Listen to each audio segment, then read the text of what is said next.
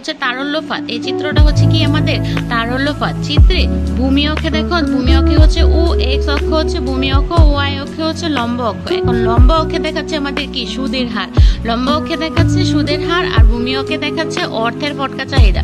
অর্থের ফটকা চাহিদা সুদের হারের মধ্যেই তো সম্পর্কটাতে তারল্যফাতটা তৈরি হয়েছে। এখন অর্থের ফটকা চাহিদা আর সুদের হারের মধ্যে যে সম্পর্কটা সেটা এই চিত্রের মাধ্যমে উপস্থাপন করা হলো। দেখো চিত্রে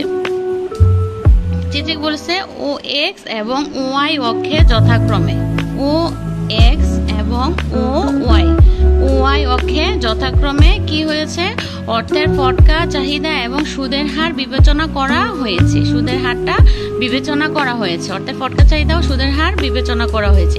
L2 রেখাটা হচ্ছে আমাদের যে এই যে একটা L2 রেখা হচ্ছে না, এই L2 রেখা হচ্ছে আমাদের কি তারল্যফাত রেখা। অর্থের ফটকা চাহিদা সম্পূর্ণ স্থিতিস্থাপক হয়ে পড়ে। L2 রেখা দিয়ে অর্থের ফটকা চাহিদাটা সম্পূর্ণ স্থিতিস্থাপক হয়ে পড়ে। এরপরে অর্থের ফটকা চাহিদাটা কি আর নিচের দিকে নামতে পারে না, বা সুদের হার আর নিচের দিকে নামতে পারে না, এটা ভূমি অক্ষের সমান্তরাল হয়ে পড়ে। যে ভূমি অক্ষের L2 রেখাটা দেখো, ভূমি অক্ষের সমান্তরাল হয়ে পড়েছে। এই যে এই L2 রেখাটা আমাদের ভূমি অক্ষের সমান্তরাল হয়ে পড়েছে।